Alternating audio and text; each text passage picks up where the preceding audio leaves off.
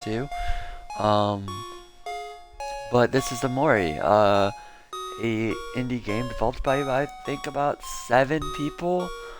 Um, and so yeah, it's like quite literally like the best game I ever played in 2023. It's about the only game I played outside of Minecraft actually. I played this, Splatoon, and Minecraft so far in the new year. Um, it's just cute pixel art, beautiful like painstaking hand-drawn cutscenes. You know, you don't get them too often, but you know, there's a lot of them. You know, in total, they're not like too long sometimes. Sometimes it's just like a little bit here and there. Um, but it definitely has like it's definitely very unnerving. But if you don't mind a darker story, then by all means, play this game. It is a tearjerker, for sure. I'm just trying to trigger the door so I can get to their thing. But yeah, it is the combat of this game is amazing. It's like just good RPG mechanic. The emotion system. There's an emotion system where enemies can inflict you with emotion or have emotion, and it's like a Pokemon matchup kind of deal. Where like what is it? Happiness beats. I think it's happiness beats angry, angry beats sad, sad beats happiness. Happy people get depressed. Happy people drown out mad people, and mad people just completely crush, I guess, depressed people, because why not?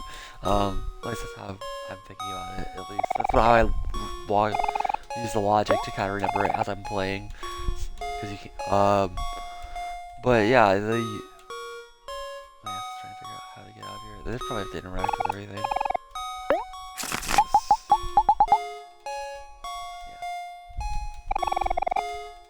Yeah. Okay, there, I just had to interact with everything in the room. Yes, my knife. Now I can leave, right?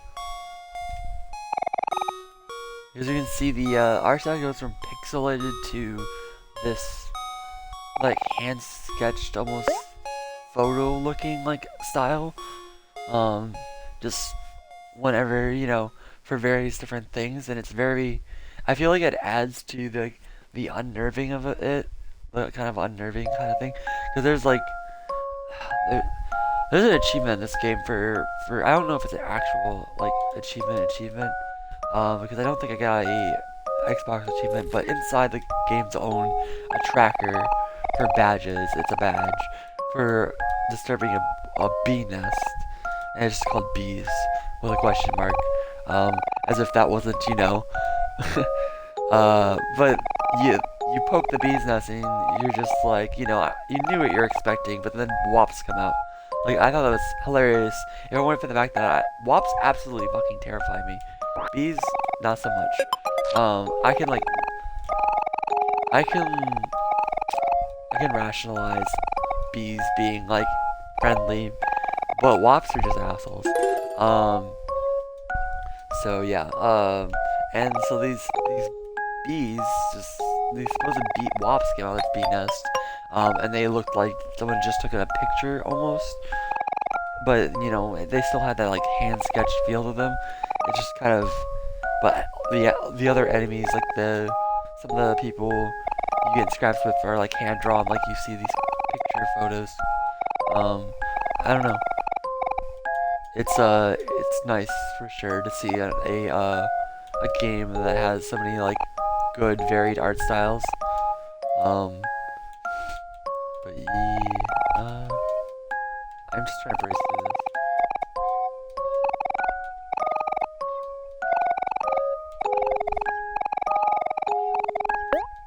Yep, okay. So you can see we went from black and white to vibrant colors. Snake is gonna give us our allowance.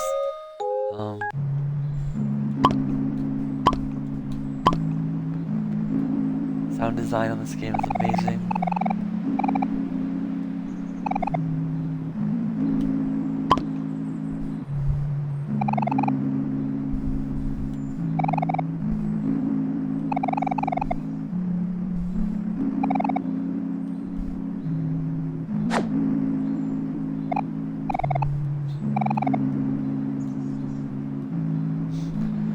Oh geez, princess, excuse me. But yeah, so this is a Game Pass game. Sorry, I get caught up in looking at stuff. This is a Game Pass game that you can play right now, well, whenever you want. But if it ever goes off Game Pass, if you're watching this like in the future, I say if there's, I don't imagine they're definitely not charging 60 because it's like a indie game that's, I think 2 years old by now, no, 3 years old by now. And I think what I read online is development started back in 2015 on this game. It wasn't released until like 2020 in December, I think. It's actually 2 years for sure. But yeah, this game, I can't. See, the thing is, I don't want to talk too much about it, but like, let's look at this pixel art. Look at all this. Like, it reminds me so much of Toby Fox's like Deltarune, because Deltarune, if you haven't played the free stuff on your Switch, or whatever, I think you can pretty much try it out anywhere, but I played it on my Switch.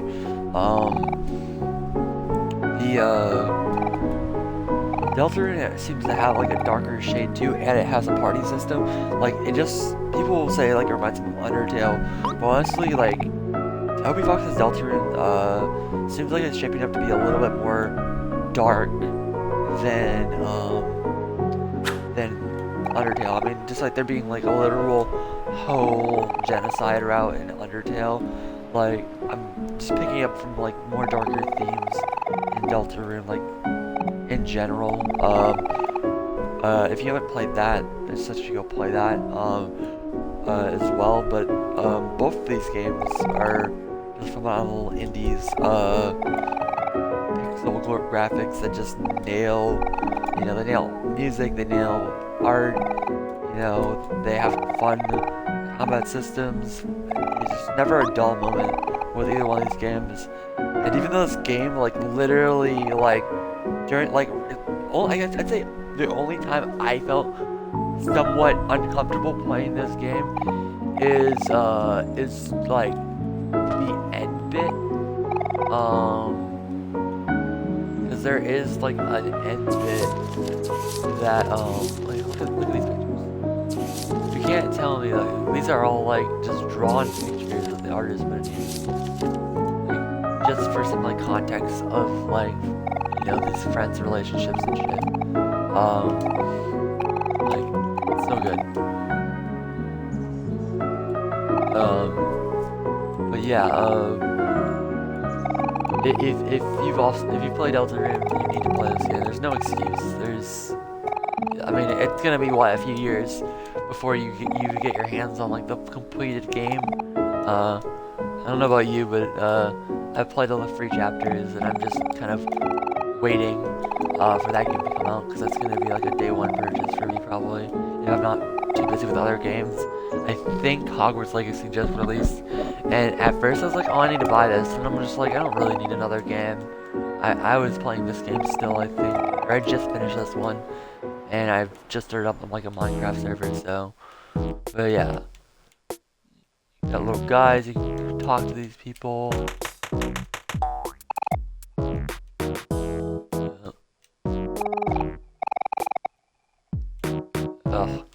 So yeah, I'm not gonna go past this area. This game does get dark, but I feel like the only time I personally felt it was too creepy is like right at the end. And even then, I was enjoying it. I felt like it deserved. There was a build up. It wasn't just like, suddenly creepy. They'd been hitting on this dark stuff forever in this game. And this is like, this is kind of the tutorial area, this whole entire thing. We've already talked, there's a whole hide and seek sequence here, but that's gonna take forever to eat up your video time. But yeah. So just do it to yourself. If you have an Xbox, download this game, get past this, the whole emotion tutorials and stuff. Give it a fair shot. If you don't like it, then you can just, you can just drop it. But if you're definitely not okay with like depression, anxiety, and dark themes, don't touch this game. Do not touch it. It doesn't stay colorful like this forever. And even though it only especially in the beginning, it only dips its toe briefly into the dark themes, kind of, you'll constantly be asking yourself, and don't watch any gameplay of this, obviously, because the whole thing I loved about this game was the mystery and what is this darkness, these dark themes, what is the purpose behind them, because they're visceral to a point, even though in the beginning they're brief, they still are very visceral, how they decide how the artist has chosen to portray these emotions. So it's definitely the hooker is that. I feel like when I play Deltarune as well, and I'm bringing those up a lot just because, I don't know, Deltarune doesn't give me nearly as strong vibes as this game does with the emotional stuff, but I feel like there's something there, Deltarune's main character is also a quiet, shy character, and I would not be surprised if Toby Fox, I don't know, I'm trying to think of time frame. Deltarune's, I forget when he started working on that. I'm gonna have to look after this video. But the two games feel like they're two peas in a pod, They're not the same thing by any means, but they both seem to hit that sweet spot of just fun gameplay and stuff. I just want Deltarune to be released. I need it. This game was just too good, and now I'm just man, I get another great experience, unique experience, interesting story. It's been a while since I've actually touched the Deltarune demo, but that's because I've already touched it. I don't want to touch it again for the full release. So this is what I'll get to tide me over